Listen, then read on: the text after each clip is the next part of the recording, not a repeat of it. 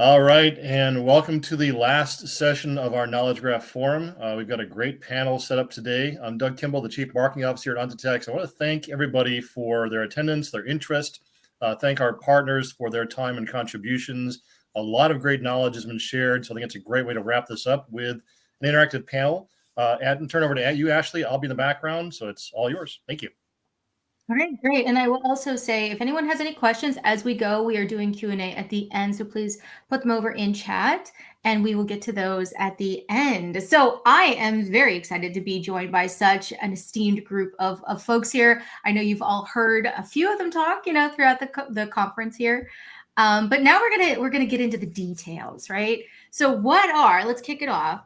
What are some of the most common issues or hurdles that you've all seen with the implementation of knowledge graphs? And what are your tips to get over those hurdles? So I'm going to kick it off with Lance, because I have a suspicion he has something to say deeper. I've just given a 30-minute talk covering. Exactly. So go watch that. Start with why. If you don't know why you're doing it, and everyone in the chain of responsibility can't elucidate, can't talk about it, you're going to struggle. Yeah. And I think that's often overlooked when it's like, but the how is so cool, right? That's the how is amazing. The how is amazing, but but unless you know why. Exactly. The why is incredibly important, especially for the design element. Greg, what about you? What are some of your tips and some of the issues that you've seen? Well, that's a tough question to start with, I'd say. So the tip is to engage with the users, with the people that are actually going to use the knowledge graph. I think this is something that we've seen over the years at Cognizant, is that when we have been a bit detached from the end users and we have been talking a bit more with the management, CXOs, etc. We have lost touch with the people that are actually using the graph, asking questions to it. And I think it's important that you focus on user. So data centricity is key, obviously. It's part of the paradigms that we have inside knowledge graph, but let's not forget about the users, because at the end of the day, they are the ones that are going to use the application that we build for them, and they are going to be the ones that are going to ask those questions to the graph. So yeah, users, it's important. Really important. And not just the people they say are the users, the actual users. Too often it's some manager of users. Oh, I know what they want. Well, I think that's where some usability study is helpful too, is to kind of understand, how do people think about these things, especially when we're in the ontology and knowledge graph space. But then how does this thing connect to the other thing is something you have to tease out. Jim, what about you? What are your thoughts on the hurdles and how to get over them?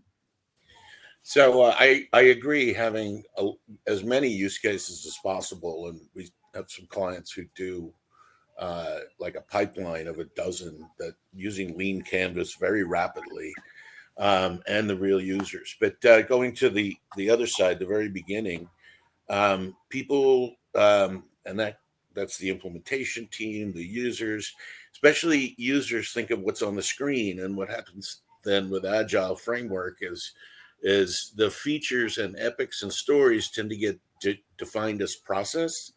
But in our case, with customers, with clients that sell a lot of content, 80% of the value of the product is in the content, and it's complex.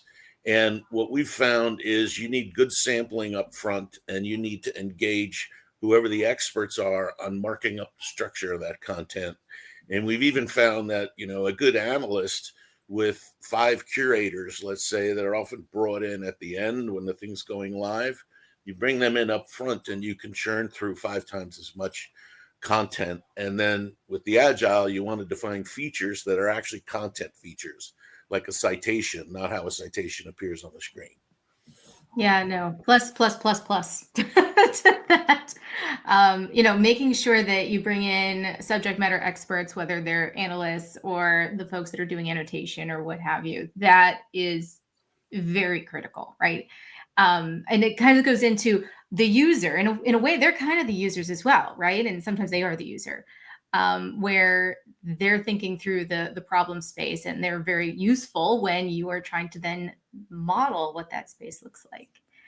All right, so when we're getting into these strategies, oftentimes one of the main questions is, how do I show value that a knowledge graph provides?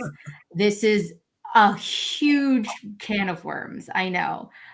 So first, I want to ask, where in the process should this show up? There's a trick question. So Greg, why don't you start? Where would you start the value statement of a knowledge graph in the process of implementing one? Well, we spoke about content, and I think that's the content, right? What matters is the actual knowledge that you are going to bring. So how do we make sure that this knowledge is appreciated or emerge from deep down of older databases, older applications? How do we make sure that there is value out of that? And I think that that's through data migration. Data migration in our case, in the knowledge graph that we are building, is probably a lot different than a traditional migration that end users could expect, IT could expect, moving from one SQL database to another SQL database. No, when we migrate from this database to a knowledge graph, there is an engagement process with subject matter expert, with the future end users, to be able to define those ontologies, those data models that we use in the graph. And I think this is a key moment in every of the implementation we have been doing, because we have managed to build the trust, not only of the managers, but by proving that, hey, these technologies, they do work. Here is your data in the graph, here's the question, but also by having the opportunity to discuss with these people, having those knowledge, and them seeing that we understand, and we build something that they say, okay, that's what my data is about. And then the idea, like, that's what this data is about. We had no clue. So I think that this is for us really important, and this has been the way that we have engaged with a lot of clients and started a lot of projects, obviously, but convincing people to move to knowledge graph was part of the data migration, and seeing that, hey, we understand, we have a talk, and now you have your model, and you can do a lot more than what you thought of initially. No, I love that. And I think the trust factor is huge, especially when you are dealing with an existing structure already, because a lot of people are like, this is my data. Don't touch my data. My data is my data, and it's very special, right? And then when you start to do other things with it, people get a little nervous. It's like the my precious moment, right? But building that trust and that understanding, I think, is a huge piece of the value statement, which is, now you have observability, right? Because you're building this knowledge graph that, you have to understand where all the connections go and where they came from and all that. But, there's the trust of, how it's kind of modeled together, and respect what they have and help them understand where, there's improvements to be made. Lance, what are your thoughts on this value proposition? Slightly envious that Greg's in the position where he's migrating to knowledge graph as the master of the data. We're doing that in a few projects, but so often it is the veneer of discoverability over silos, which is differently difficult. I think the first question is, whose value? Because everyone you talk to will have a different argument for that. The CDO might value different things to the person on the ground who is doing the work that is powered by the knowledge graph, and just recognize that. And you might actually have to satisfy all of them in order to get traction. But knowing it, this is a thing we're building to show in a demo for them, that we could do provenance if you really want us to, fine, we can do that.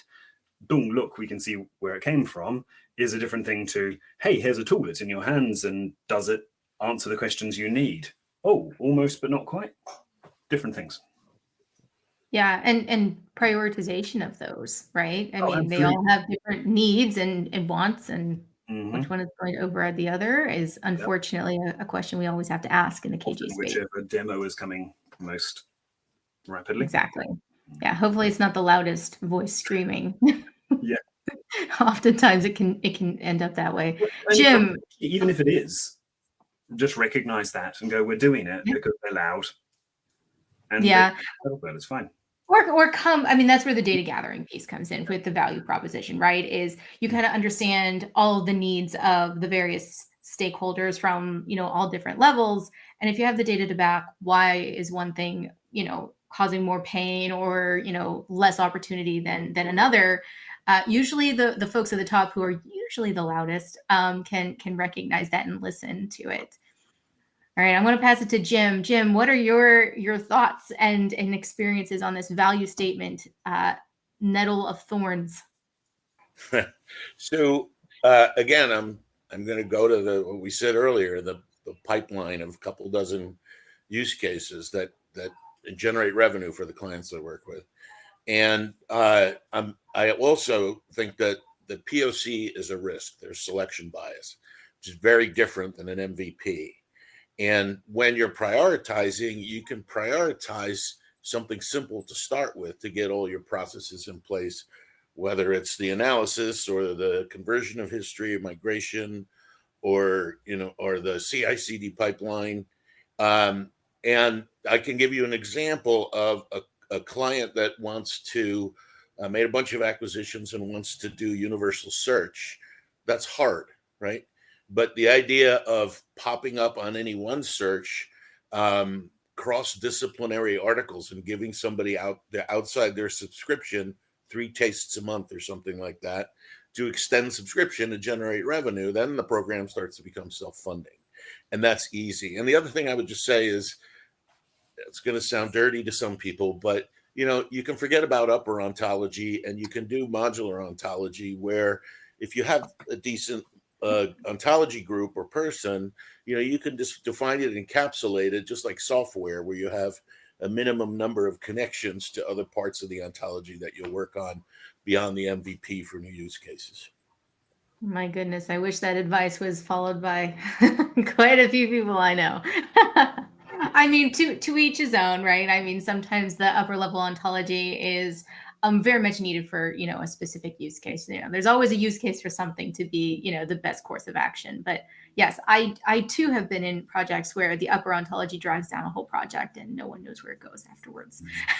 Where's the value? They don't know because we're still building the upper ontology. I say this very facetiously. All right. So, I mean, this is where we go with the value proposition, but what are some of the, yeah? I would have a different standpoint, about the upper ontology. So I might be for it. on my own here, but it might also be due to the fact that we have maybe a different type of clients. As you know, or as you might know, we work mostly with the public sector, and the use of upper ontology is something that makes a lot more sense to them, in the sense that what they want to build in Europe, what we are trying to build through different initiatives, are interoperability between the member states. So kind of the states for you guys. So this interoperability between the member states, it is cherished and favored by management. Okay. And what these people want is to build those upper ontology.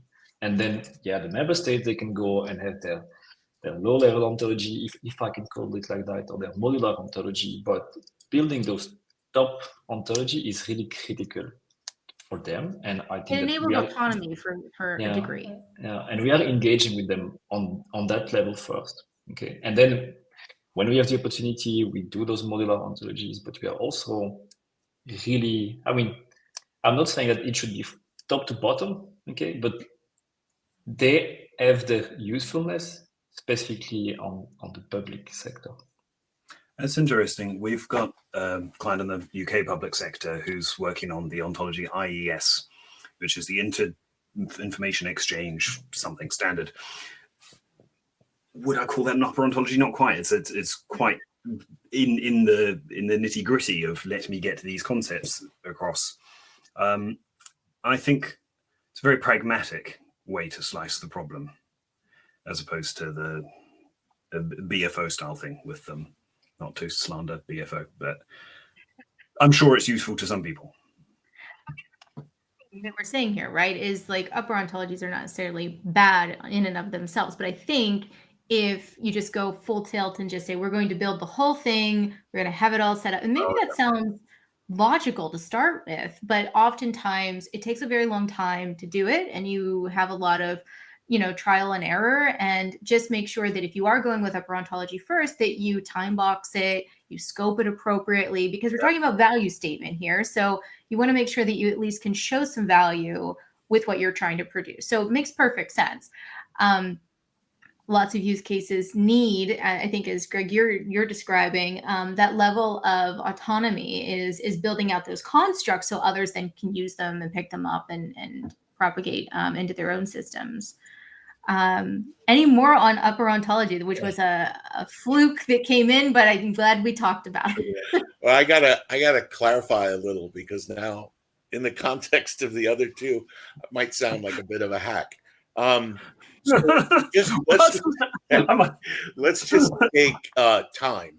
And some of the upper ontologies by some of the greats, they have time in all different kinds of ways to satisfy, microseconds for quantum theory. And I don't even know if that's the right term, but let's say you're selling business data, which again, my clients are selling the information, they're not using it internally. And your time dimension on the products you have is just something that we've known for, since we started doing business, and it doesn't change very much. And you don't need, in some of those master upper ontologies that are out there, you don't need like 80% of the time area domain of that ontology if you're never going to go into those markets. Well, and that's the beauty of an ontology, right? Is it's extensible. That's one of the reasons why we love it so much. But so we're talking a little bit about these upper ontologies, and I think that we're getting a little bit into the use case a little here. So when we're trying to streamline and get something out the door with a knowledge graph, where would you consider a good starting point in a general setting? Of course, every use case is going to be different, but just as a theme that you've seen as a good starting point. Jim, let's start with you. Well, I can give you a client that has decades of culture of great engineering, and they were using data modeling to model out content, let's just say legal content for now. And they wanted to move to ontology, and we were actually working with them to kind of help them get started, basically. And one of the big questions that came up was, should they model the world as laws apply to it, which a lot of the academic legal ontologies do, or should they work on the ontology of the content itself? And they focused on the latter, because what they were doing was selling the ability to get to that content very quickly for attorneys and law firms, et cetera, and students and so on. So that's a case where they made a decision to be very economical about what the ontology covered, but more to focus in on what they're selling, not the world at large that produces the content that they sell. Yeah, and I think that that's a good use case to keep in mind too, because even if you're not doing things in legal, but a lot of people do content delivery in one shape or another. I mean, even if you're doing push notifications, that's technically a type of content. So I think that's a great use case to highlight where some things are that can be a good starting point. Lance, how about yourself? What are some good themes to starting points? Yeah, I don't like answering generic questions with any sort of specific answers. My stock answer is it depends. There are no solutions. There are only trade-offs. Think about, I stole that from Thomas Sowell. Think about what the impacts are of the thing you want to have. Do enough to satisfy their need. Probably start with modeling what is actually there before you get too philosophical about what it ideally should be. Like, too many times you wonder, oh, that's what the system really should be in an ideal, but it isn't. You've got what you've got. Mm-hmm. This is coming from a position of trying to help organizations that already have a mess, right? You've got a mess. I think a good point here. Understand your mess. One of our clients we kept hearing the term, oh, the product hierarchy. We need to bring in the product hierarchy so we understand what we've made. I think we're currently at 6 product hierarchies from different systems. And so what we've done is just model them all. We've just brought them together and gone, you got a mess. I don't know what it should be, what one's right. It's just, it is what it is. And now you can look at it however you like. And it's all a mess, but at least you know. I like the point that I'm taking from what you're saying, which is be realistic. Maybe that's a good starting point. Yeah. It's just, let's be realistic. What do you actually have? What do you actually need to do versus what you would like to do versus what is, maybe best practice. I'm not saying best practice is wrong. We always want to work towards best practice, but the reality is you're probably not in best practice right now. So what do you have today? No, best practice triggers me. Yeah, I know. There's so many. And what is the best practice? Because many standards and regulations, right? Like there's some of that stuff floating around out there as well. So Greg, you were talking a little bit about your use case in the public sector. What are some areas that you found has been helpful to start with when you're getting a knowledge graph project off the ground? So I think there, maybe more than in the private sector, what is important is the as-is. Okay, so as Lance mentioned, as Jim mentioned, the as-is is what they actually want to model and actually start working with. And well, I must say what is really important for them is the concept of URIs and the benefits.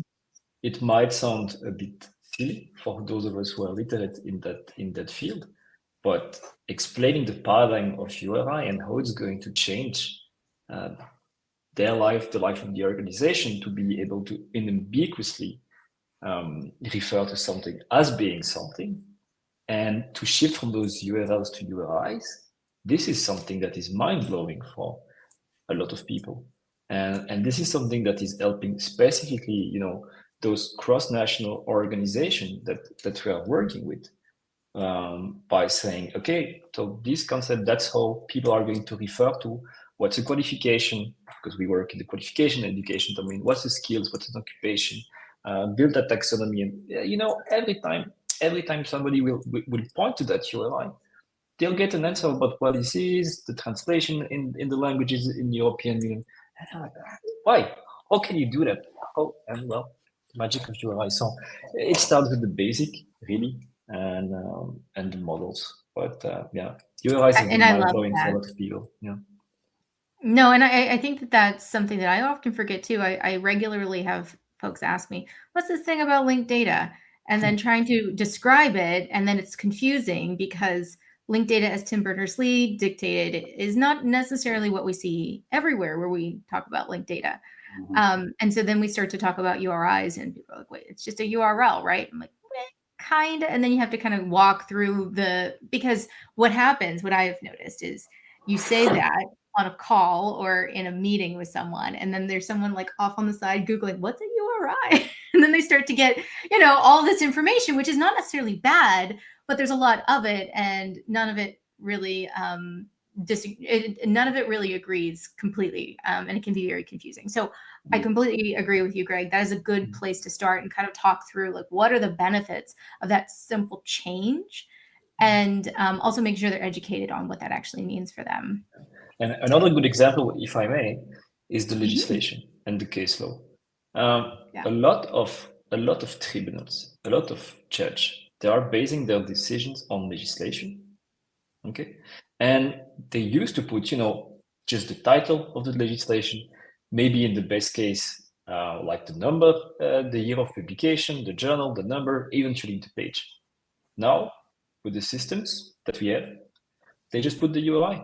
And in 10 years' time, 15 years' time, when somebody is going to evaluate that decision, it's always going to end up on the right piece of information, why this decision was taken by that judge. And again, it's a simple example, but it builds confidence also for organization in their capability of giving the right information to the people that are actually going through it, and making sure that you have no links that are disappearing and etc. Yeah. Greg, if you remove the ambiguity from the law, then the lawyers are going to be very angry at you. Well, I mean, there's a whole bunch Good that we security. could That's what I'm saying. unlock there. Well, and I think that, you know, there's a lot of things here that we're talking about that deals with some of the foundational pieces, right? And so when you're starting a KG kickoff, you know, educating people is probably a good piece of advice, and kind of lands to some of the things that you were saying, and Greg, early on, is, you know, you have to bring the users and the people that are developing this stuff along for the ride. And that's a good first step with that, is making sure that you have the, okay, let's sit down and talk about what is this thing. And my piece of advice is don't say the word ontology right away, because that just either makes people mad, confused. Like, I don't know why there are some people that when you say the word ontology, they get upset, but it just happens. I don't know why. And it's also very confusing to some folks, and it's intimidating sometimes. So leaving that out for at least the intros is probably a good piece of advice too. We use knowledge more and more, to your point, right? It's an embodiment of knowledge. Yeah. The graph. Yeah, and I love that. Well, and I think also, you know, when you're talking ontology, people immediately go RDF, and they say, "Oh, there's all." I wish they did. We've got a client. Really? Ontologists work in PowerPoint. Ah, okay. Yeah, entire teams of ontologists modeling the world in PowerPoint. There is a thing called Protege. Like, that's a little bit better than. Maybe it's not allowed in the organization they're in. Oh, true. Yeah, I've worked at orgs where I had my own laptop next to me with Protege on it. So yes, I don't know. Check on that. But I mean, that so maybe that's an assumption on my part for the experiences that I have. But when we're talking ontology, I think sometimes, whether it's it's RDF, or it's a certain type of database, or it's certain kind of queries, I think that oftentimes when we say ontology, it comes with a whole package of, well, here's the solution already. And I think that's where some people get upset or concerned. On the other side is saying something is a knowledge graph, because some people say, oh, it's, you know, this new fad. I once heard someone describe in the content space. So Jim, maybe you could relate a little bit. Instead of fixing their content metadata and repo for their content pieces, they said, well, we can't build an a knowledge graph right now, because that's like building a balcony on a shack that's on the beach. And I thought, oh no, okay, let's go into those assumptions. That's another good place to start too, is the assumptions, right? So what are some weird assumptions that you have all come across in your experience here? Jim, I was kind of picking on you a little bit. Do you want to start? So many weird things I come across. I actually need a moment to think about an assumption. Well, there's one. The assumption is that when we go to talk to an expert, right? Because we're like, if we go to a pharmaceutical company, there are 1,000 people that work on complex drugs with multiple indications. And an expert comes in and says, you know, why am I doing this? And they do know everything about what they know. And what we have to try to communicate to them is the assumption that it's not what they know, it's what the entire 1,000 know, including people at like outside design agencies doing marketing material that aren't even employees of the company, you know? Yeah. I think that's a very common one. Yeah, even outside of knowledge graph and ontology, you see this in taxonomies and, you know, data repositories and all kinds of things outside of just this. Greg, what about you? What are some of the interesting assumptions that you've come across? Oh, we're a bit lucky because, like I mentioned, working with the public sectors, the people are either they are forced to, but they have this. Well, they are releasing colorful proposal. Hey, we are going to build something about knowledge graph, or hey, we are going to use RDF. So we don't have to what it means in practice, but there is like we don't enter really a room where there are no knowledge among at least one of the participants about what this is, and they've told it through about why they want this, why it's good for them. So this part is, I would say, behind us, which is cool, obviously. But yeah, I think calling data model, when we go to other clients that are more in the private sector, calling data models on ontology is something that is probably more pertinent to them and less frightening. So although we use those terms for quite some time, maybe just saying, hey, let's build a semantic data model. Semantic, what does that mean? And then it's another way of approaching this. I like that. I love. Yeah, I can Oh, just go ahead. amplify that and say if they know object modeling, that's even closer, right? But more people know data modeling. So I love that you're giving the assumption and ways to get around it or at least address it. So the problem with the solution, how about that? Lance, what about you? What are some interesting assumptions you've come across? That ontology and inferencing are magic and can just give them amazing insights in their data without any analysis. Yeah. Oh, yes. Big one. It's like, oh my God. Inferencing just fixes everything. Didn't you know? It would just run inferencing. And then that's going to tell me what tests are broken or what thing is or what's, no. Yeah, inferencing can't lie. That's the other thing, right? Actually, that's the beauty of inferencing is you can kind of pick apart where there's strangeness in your models, right? Yeah. All right. So the other thing that, kind of puts a bow on the streamlining of this is, how do you measure the success? What are the KPIs and metrics that are associated with this that you found helpful? Lance, you're making lots of. How did you define your value? It goes back to that. If you haven't figured that out yet, how are you going to measure success? A lot of places don't want to measure success.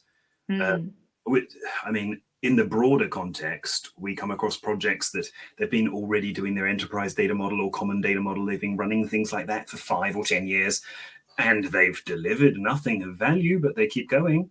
And now the sunk cost fallacy comes in, and we've spent 100 million on that. Shouldn't we just keep doing it? And now there's this thing that challenges that and is going to do it faster. I don't know if we'd go that way.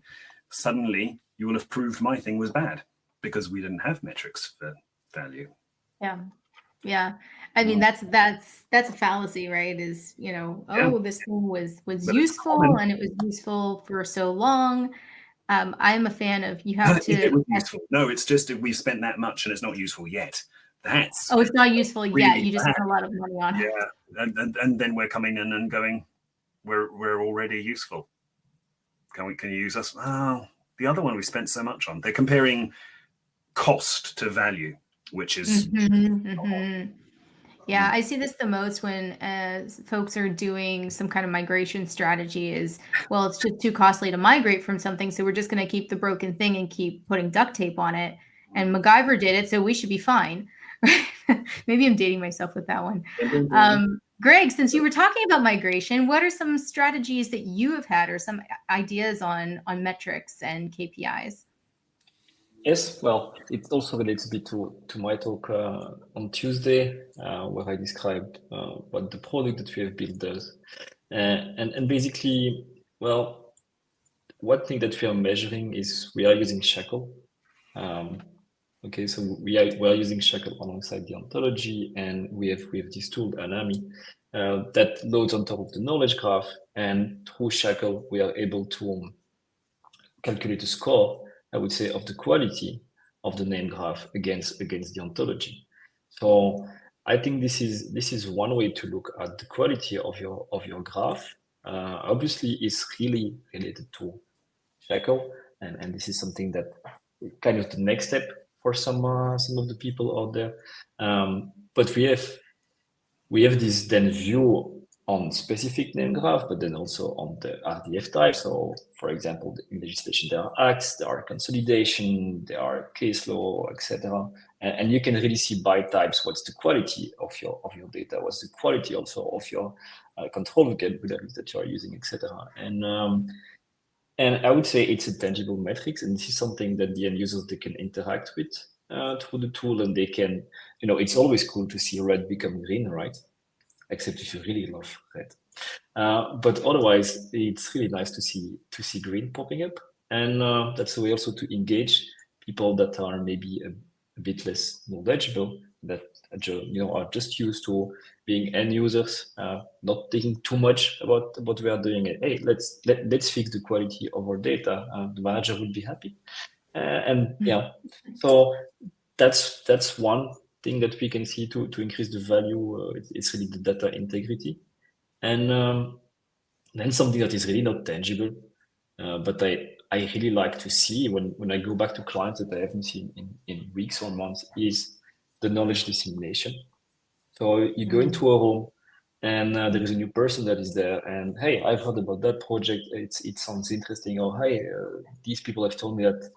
Can we do this for us? Or there is a newcomer doing a new end user, and he's like, yeah, I understand why it works. Thanks to the model, it's a lot clearer to me what I have to do in my job. So it's no longer about processes, but it's about content. And it's not really tangible, right? It's a feeling that you get, and you can see new people understanding the technologies, but that's a lot rewarding. That feels really good when that happens. Yeah, and I would even say, like, if you had to put a metric on some of those things, you can do like almost like a precision and recall kind of thing. Even if it's a person that's doing it, that's can they actually find the thing they're looking for, which helps them understand how trustworthy and correct, i.e. how healthy the graph is. And so, if you can think and play a little loose with the precision and recall definitions, that's one way of kind of measuring how well your graph is doing based on the people using it, the systems using it, the content using it, whatever it might be. I've always found precision and recall can kind of be massaged a little bit to get to where it needs to be in lieu of other more formal metrics that, as Lance mentioned, like, hey, we're trying to get engagement or this or whatever it might be that you're building something out for. Jim, what are some of your suggestions on the KPI metrics front? Well, so I do mostly business consulting. So one of the things we try to do up front is get the sponsors or the executives that are involved, or to try to understand it in terms of revenue instead of cost. And we build products, so we're usually going to companies that are either growing or trying to grow faster. And when we put the whole pipeline together, at which the ontology and the graph are sort of the heart or the brain, actually. What we do is sometimes we measure all kinds of different activities, and we look at how we can free up from that pipeline experts' time, both with business techniques and automation, and then try to translate that into increased capacity to expand the product, the breadth of content, or new products and things like that. And, if you use investment banker type conversions of, hours or people to revenue, it gets very impactful. Whereas I've always found it very hard to justify any kind of complex project on productivity. People just don't believe it's going to happen. Yeah, I remember very early in my career, I met up with someone at KM World, and they were at one of these big like beauty and like health kind of shampoo and all kind of the stuff that they make kind of company. And we talked about this exact thing. And he said almost the exact thing Jim just said. So it stands the test of time, right? That sometimes it's very difficult to get the productivity angle, but if you then connect it to, well, those people get paid for their hours, and if it takes them this much time versus this much time, if there's some efficiencies, they can get more things out, they can produce more revenue in some way, and trying to make those connections. Probably in banking it's probably a little easier since they probably track everything, but in other companies it's something surprised on what they can even do. Yeah. All right, so we are nearing time. So I want to make sure that we open to any other tips and tricks that you have for streamlining this, getting it off the ground, being successful. What are some of those tips that you would like to share with the audience here? Greg, I'm going to start with you. Well, be prepared to invest. Might sound simplistic, but we have seen in a lot of cases clients or potential clients having tested out or having seen demo of a tool, open source tool, that, hey, it seems to do the job. Why can you use it to really build on top of it and for us to have a knowledge graph? Well, yeah, why not? And what are your constraints? We have 15 constraints. And we need a really nice UI that we can make a lot of adaptations and customization. Okay, but that tool has been built by University X, Y, Z. I'm not saying something bad about that, but just it does not serve your needs. So don't minimize the investment you have to do in order to get started. So there has been discussion about box vs MVP.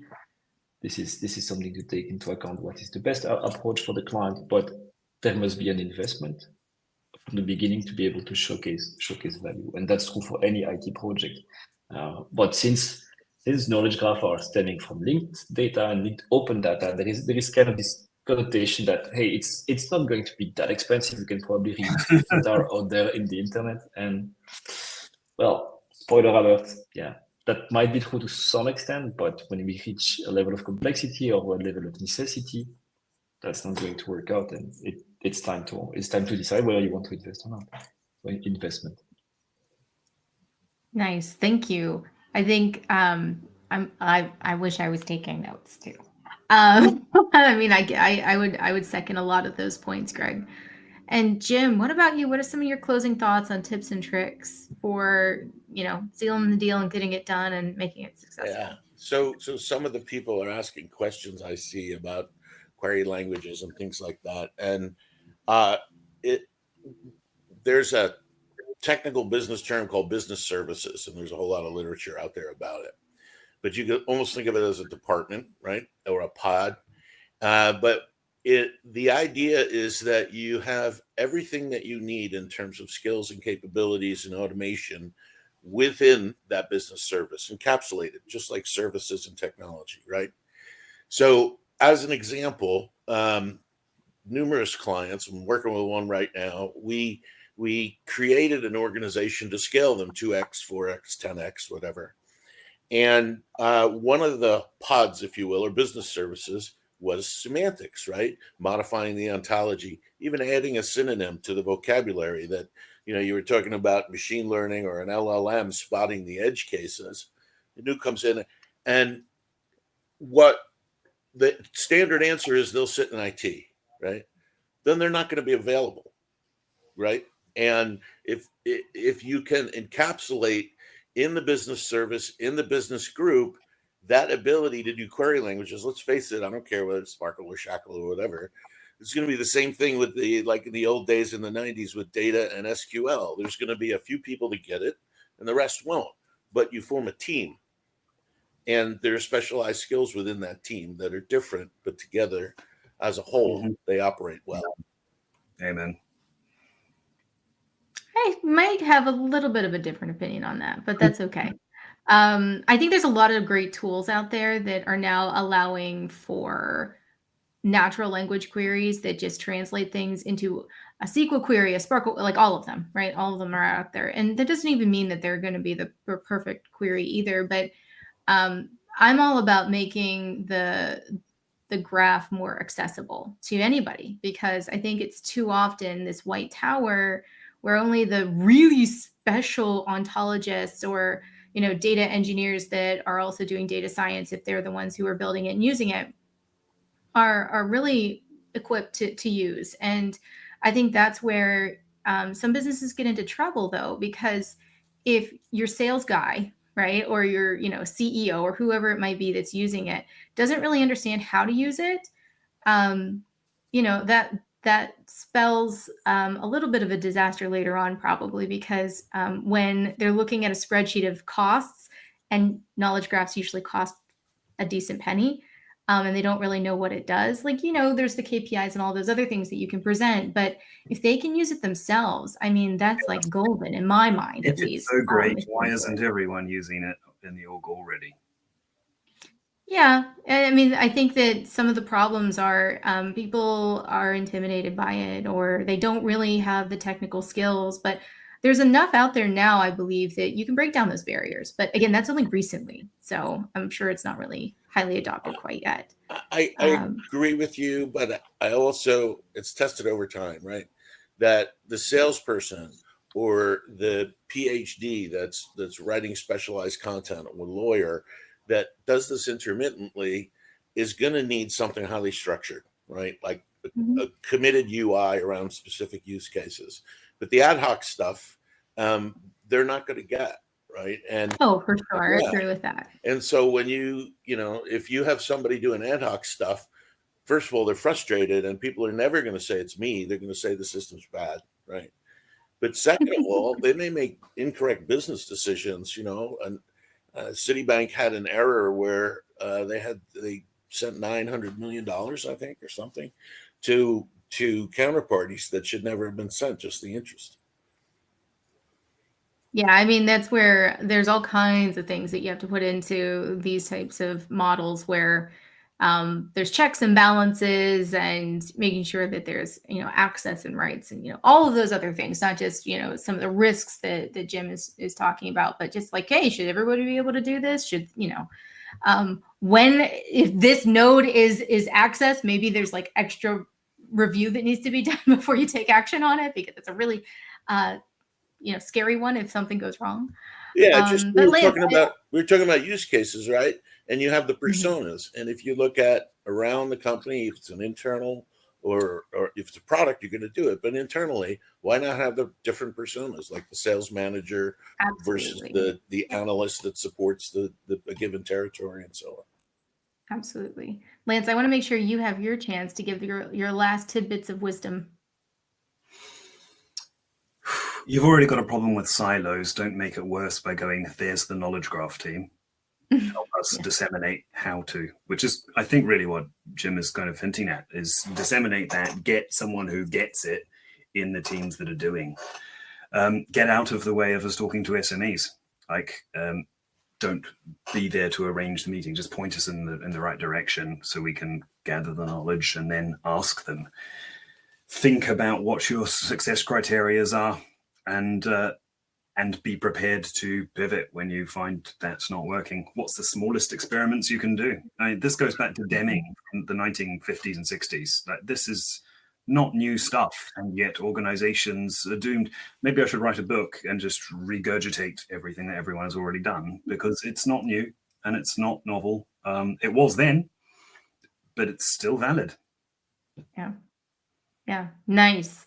And I would agree with that too. There's so much that I feel like we just keep coming back to the same arguments and the same statements and say, well, we kind of figured that out already. But it's a cyclical cycle apparently.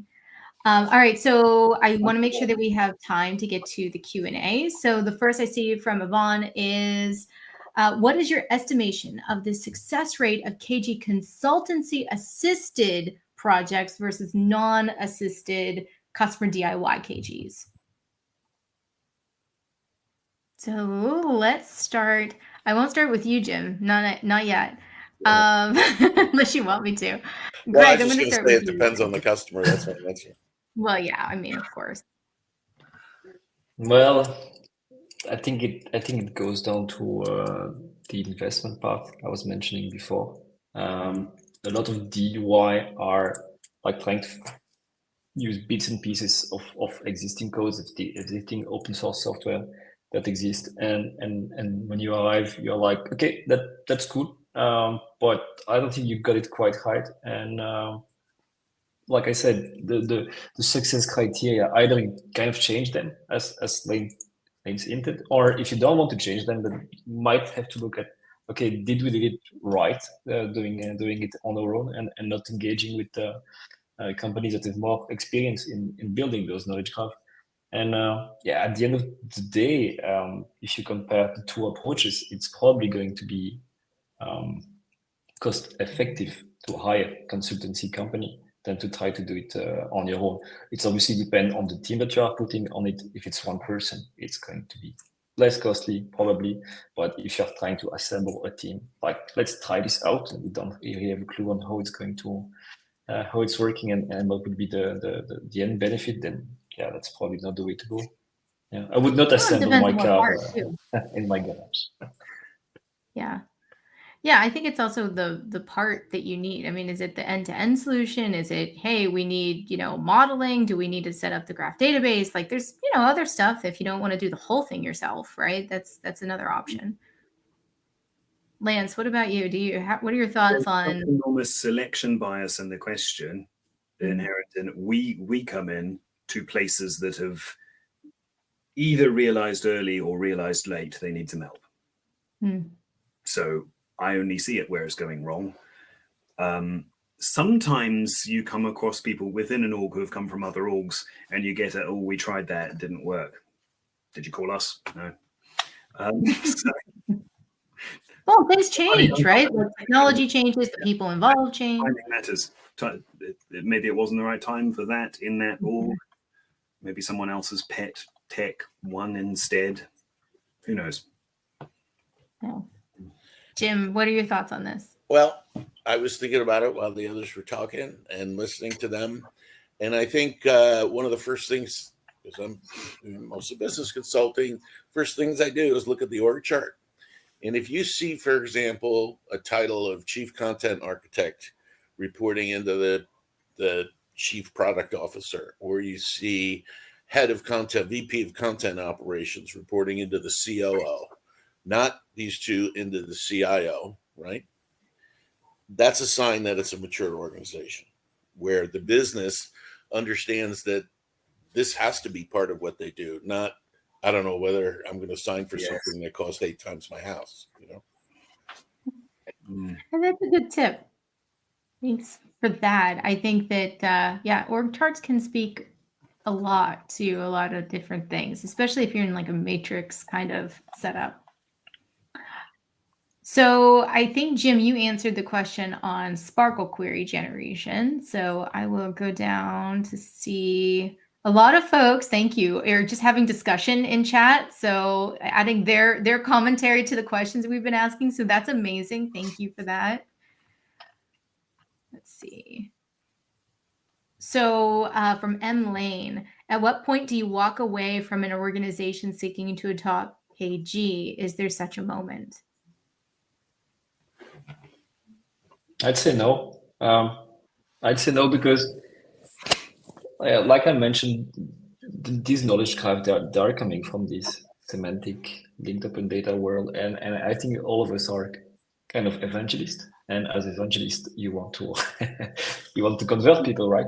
So I think this is a tendency that we have. Like we don't want to stop project, and we probably want to convince sometime at all cost. Maybe not for the benefit of our own organization, but we want to convince people that that's the way to go. So I would say we don't really walk away from projects.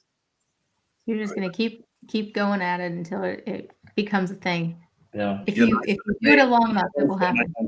If the org wants it, but then someone within it doesn't, I'm all about the personal relationship. So if that person's an asshole, I'm out there. This guy's an asshole. Would you like this or then? Let's see. Yeah. Okay. I mean, fair enough. Jim, what are your thoughts on like what does it take to walk away? There's a joke in consulting that this business would be great, except for the clients. Most of our clients are wonderful, but we have incredible liability, so we can't be part of a failed project. And so we have gates literally from when we first hear about an opportunity and start to work on it. Like, is it worth our time to put weeks of sales and team pursuit on time into it? But then we're doing that all along. We want to have the proper communication structure. The org chart for the program has to be, have the right people at the client in place and so on. So we're constantly measuring that risk. And if it looks like the client's going to fail, we do everything we can to help them understand and then work through it. but there's a certain point when you walk away, and literally sometimes we'll walk away after an initial fact finding when somebody comes to us and asks us to do something. It's rare, it's hard to turn away money, but it happens. And it's really when everybody here on this panel, most of the people, I'm sure all the people who are listening, understand when a project is screwed up and why it gets screwed up. They're usually the same basic reasons. And so, you have to walk away, or I'll give you one last one. Sometimes you find out that it's not going to work or that it's going to cost too much. And, somebody says it's going to cost 400,000 and then you find out it's going to cost 4 million and the return is 600,000 per year. Maybe it's not worth doing.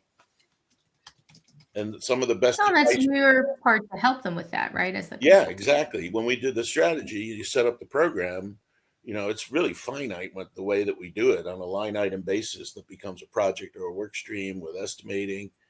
And, we've gone to sponsors who said, we thought it was going to cost much less and don't do it. Of course, our engineers say, oh, shoot, we're not going to be able to do the project now. But that's sometimes the best advice we can give people. Yeah. Or try to pare it down, see what the bare, thing that you can do to help them with maybe one part of what they're looking for. I mean, there's options at least. Yeah. Or buy a company that already does it. Or if you have that revenue, sure. One last question. Will the recent adoption of LLMs at enterprise is it going to accelerate EKG's implementation? I expect so. If the companies allow themselves to adopt it. Mm-hmm. Yeah, that's tricky. I go chicken and egg, cart and horse on that one. If it's a great way to start, if they have nothing, if they have a lot, it becomes one part of a big federation of components.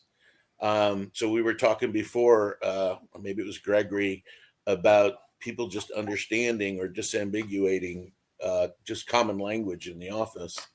And it has the ability, and the Sparkle query, right? It has the ability to make it easier to query not just the graph, but I think Ontotext did something with Pool Party where they looked at the graph enhancing the LLM. So you're going to get a lot of that almost anthropomorphic features out of the LLM, but then you're going to still rely on the graph for the accuracy and avoiding hallucinations and so on. Yeah. It's almost like when you're doing a typical machine learning project, and let's say you're creating, a taxonomy or, instances for an ontology, and, you're mining from something, whether it's, discussions or, certain assets like content, news, the web, something like that. You're mining it and getting terminology. And then you use that terminology to then train the model on to then, tag or use your content. It's kind of like the same circle that we're talking about with the LLMs, right? You can use it to pre-train. You can also use LLMs to mine the content for other stuff and then, feed it back in. Be careful with that, though. You don't want to eat your own dog food, which is another problem for another conference. You always want to eat your own dog food. So true. My standpoint, if I still have a moment about that, like I mentioned, public sector have a different mindset about a lot of things and on that subject too. So we have been dealing with our customers trying to push for that. I would say since December last year. Hey, let's try to do that. Let's try to do that. We could do this. We could do that. And this is something that public organizations, they don't really want to go down that road yet. They might want, when there are more clearness about securities aspect and what part of the data will be sent over. For sure. For sure, are you sure? Yeah, we should. So it will take time for them to move on there. But yeah, I do agree with everybody that everybody hopes that it will accelerate the implementation of knowledge graph, and it is key to have less hallucinations. Thank you. Well, I think we're almost at time, and Doug is here to keep us honest at the end. Right on the 5-second mark. That's pretty awesome. So just to not to confuse anybody who's just joined the panel, I'm Doug Kimball, Chief Marketing Officer, not part of the panel. Ashley has done a fantastic job. I want to thank Gregory, Lance, and Jim for their time. And as we close this up, I want to thank you again for attending the conference, spending the time. I encourage you to, if you've missed this, you want to replay things, all the sessions will be available for a while on the platform, so you can watch the recordings. Encourage you also to share that in LinkedIn. Follow us on LinkedIn because you'll get more updates on the event, on the material we're putting out there. So it's a great way to stay in touch with this as the event passes on. So again, thank you for a great event. Really appreciate the time, the dedication, and everybody who contributed. Have a great rest of your day. Thanks, everybody. Thanks so much.